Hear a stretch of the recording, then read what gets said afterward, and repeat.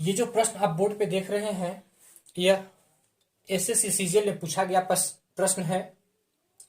देखिए, पिछले वीडियो में हम चर्चा किए थे कि दोनों बेस अलग अलग और दोनों का पावर एक जैसा हो और बीच में साइन माइनस का हो तो वह संख्या दोनों बेस के अंतर से अवश्य कटेगा। तो यह इस प्रश्न को भी देखने से देखिए स्पष्ट हो रहा है कि दोनों बेस अलग अलग है लेकिन दोनों का पावर कैसा है, एक जैसा है। दोनों बेस अलग अलग है लेकिन दोनों का पावर एक जैसा है, तो हम लोग कह सकते हैं कि यह संख्या 7, यह संख्या क्या दोनों बेस के अंतर से कट जाएगा, 7 - 4, यानी यह संख्या 3 से पूरा पूरा कटेगा, यह संख्या 3 से पूरा पूरा कटेगा। लेकिन एक बात और बताए थे कि यदि दिया गया पावर सम संख्या हो तो दोनों बेस के योगफल से भी कटेगा, अर्थात हम कह सकते हैं कि दोनों बेस के योगफल यानी यह संख्या 11 से भी कटेगा। यह संख्या कितना से, यह संख्या 11 से भी कटेगा, यह संख्या 11 से भी कटेगा। ठीक है, लेकिन मेरा ऑप्शन में न 3 है न 11 है, 33, 34, 36, 35 है। तो एक तो यहां से हम लोग विभाजता के नियम के माध्यम से कह सकते हैं कि यदि कोई संख्या 3 एवं 11 दोनों से विभाजित हो तो वह संख्या 33 से भी पूरा पूरा विभाजित होगा, और यहां हम लोग आंसर कर सकते हैं कितना, 33। लेकिन जब इसको बना के देखा जाए, बाई स्टेप बनाते हैं, तो इसको क्या करते हैं, पावर को अरेंज करने का कोशिश करते हैं। जो 7 का पावर मेरा 12 है उसको क्या करे कि उसमें से 2 पावर अंदर ले आते हैं, और बाहर कितना रह गया, 6। बाहर में कितना रह जाएगा, पावर 6, बाहर रहेगा कितना, पावर 6। यहां कर सकते क्या, 4 के पावर 2 और बाहर पावर कितना, 6। यानी अगले स्टेप पे फिर से कह देंगे क्या, पावर 6 आई कितना, 16 का पावर 6, 49 का पावर 6 और ये हो गया 16 का पावर 6। अब देखिए, दोनों बेस अलग अलग, दोनों बेस अलग अलग लेकिन दोनों का पावर एक जैसा।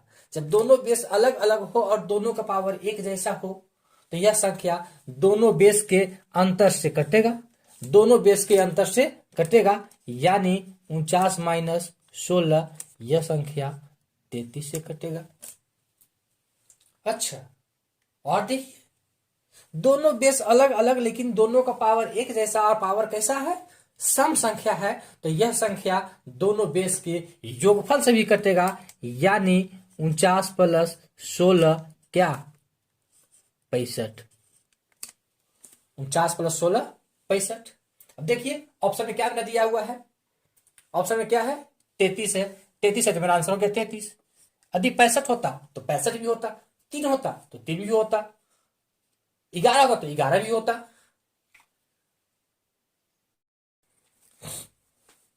देखिए, जब इस प्रश्न को देखते हैं तो यह प्रतीत होता है कि यह प्रश्न भी इसी पैटर्न पे आधारित है, लेकिन यहां दोनों बेस तो अलग अलग है लेकिन दोनों पावर एक जैसा नहीं है। तो हम लोगों का सबसे पहला प्रयास होना चाहिए कि दोनों पावर को समान कर दिया जाए। दोनों पावर को समान करने के लिए क्या करना होगा कि यहां जो है 3⁴n, 4 को अंदर कर दिया जाए, n को बाहर रखेंगे, और यहां 4⁻3n, 3 को अंदर कर दिया जाए, n को बाहर रखेंगे, n को बाहर रखेंगे। तो आइए, यानी इसको हम लोग लिख सकते हैं, इसको हम लोग लिख सकते हैं क्या, 3⁴ complete to the power n minus 4⁻3 complete to the power n, ऐसा लिख सकते हैं, इसमें तो कोई दिक्कत नहीं। अब अगले स्टेप में क्या कहेंगे, 3 के पावर 4 कितना, 3 के पावर 4 81, 3 के पावर 4 81, यानी 81 के पावर n माइनस 4 के पावर 3 कितना, 64, हाँ 64 के पावर n, यानी 81 के पावर n माइनस 64 के पावर n। अब बोला किससे विभाजित होगा, तो अब तो देखिए दोनों बेस अलग अलग, दोनों बेस अलग अलग लेकिन दोनों का पावर एक जैसा। अब दोनों बेस अलग अलग लेकिन दोनों का पावर एक जैसा, तो हम लोग पढ़े थे कि जब दोनों बेस अलग अलग और दोनों का पावर एक जैसा हो और बीच में साइन माइनस का हो तो यह अवश्य ही हमेशा ही दोनों बेस के अंतर से विभाजित होगा। किससे? तो दोनों के बेस के अंतर से। इसका बेस कितना है? 81 यानी 81, और इसका कितना है? 64। दोनों बेस का अंतर कितना? दोनों बेस का अंतर कितना? 81 माइनस 64 17। अतः यह दिया गया संख्या 17 से अवश्य ही विभाजित होगा। तो ध्यान दीजिएगा, एक बात और बताए थे कि यदि पावर सम संख्या हो तो दोनों बेस के योगफल यानी 81 प्लस 64 से भी विभाजित होता। कब? जब दिया गया पावर सम संख्या होता तब। लेकिन यहां पावर क्या है? n है। यह कंफर्म नहीं है कि n सम संख्या है या विषम संख्या है, तो हम लोग दोनों बेस के योगफल से विभाजित होगा या नहीं होगा, यह स्पष्ट रूप से नहीं कहा जा सकता है। लेकिन यदि साइन माइनस का है, पावर सम रहे या विषम रहे, तो दोनों बेस के अंतर से अवश्य ही विभाजित होगा। अतः आंसर 17 होगा। आंसर कितना? 17। देखिए, अगला प्रश्न में दिया गया है 49 के पावर 156 माइनस 13 के पावर 156 और 37 के पावर 13 प्लस 25 के पावर 13 का उभयनिष्ठ गुणनखंड क्या होगा? उभयनिष्ठ गुणनखंड कहने का मतलब दोनों का कॉमन फैक्टर क्या होगा, दोनों में कॉमन क्या है। तो सबसे पहले इसको देखते हैं कि यह जो संख्या है, दिया गया व्यंजक है, किससे विभाजित होगा, और उसके बाद इसके बारे में देखेंगे कि यह दिया गया व्यंजक किससे विभाजित होगा, और उसके बाद देखेंगे कि दोनों में कॉमन कौन सा है, जो कॉमन फैक्टर होगा वह उसका आंसर हो जाएगा। देखिए, जब इस क्वेश्चन को देखते हैं तो कह रहा है 49 के पावर 156 माइनस 13 के पावर 156, यानी दोनों बेस अलग अलग और दोनों का पावर एक जैसा। जब दोनों बेस अलग अलग है और दोनों का पावर एक जैसा है, तो यह संख्या अवश्य ही दोनों बेस के अंतर से विभाजित होगा। यानी आप कह सकते हैं कि इसका एक आंसर तो 49 माइनस 13 यानी कितना? 36 होगा ही। जब दोनों बेस अलग अलग और दोनों का पावर एक जैसा हो, तो यह अवश्य ही दोनों बेस के अंतर से विभाजित होगा। लेकिन यदि इसका पावर सम संख्या हो, इसका पावर कैसा हो?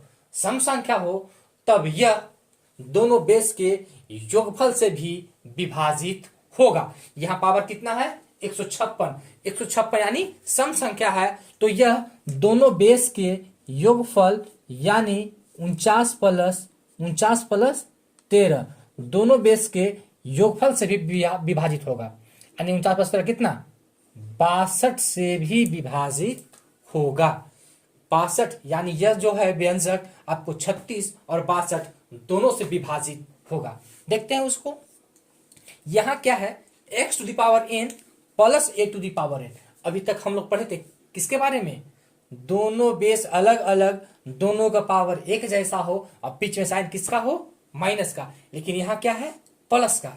तो जब रहे आपका दोनों बेस अलग अलग और दोनों का पावर एक जैसा, लेकिन ध्यान रहे जब साइन बीच में प्लस का हो तो पावर अवश्य ही ऑड नंबर होना चाहिए, यानी विषम संख्या होना चाहिए। जब क्वेश्चन प्लस वाला रहेगा तो पावर हमेशा विषम संख्या होना चाहिए। यानी इसके बारे में कह सकते हैं दोनों बेस अलग अलग लेकिन दोनों का पावर एक जैसा, बीच में साइन कैसा है? प्लस का। तो जब दोनों बेस अलग अलग, दोनों का पावर एक जैसा, साइन प्लस का हो, लेकिन पावर हमेशा क्या होना चाहिए? विषम संख्या, तो यह अवश्य ही दोनों बेस के योगफल से विभाजित होगा। किससे? दोनों बेस के योगफल से विभाजित होगा। यानी 37 प्लस 25 कितना? 62। यानी यह अवश्य ही 62 से विभाजित होगा। अब हमसे क्या पूछा है? उभयनिष्ठ गुणनखंड क्या होगा? तो देखिए दोनों में उभयनिष्ठ क्या है? इसका दो आंसर हुआ, यानी दो का विभाजित होगा 36 से और 62 से, और ये किससे?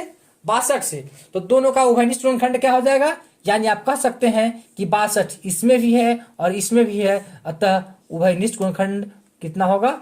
62 होगा। उभयनिष्ठ गुणनखंड कितना हो जाएगा? 62 हो जाएगा, यानी आपका आंसर कितना 62। इसी प्रकार के वीडियो देखने के लिए चैनल को सब्सक्राइब करें। धन्यवाद।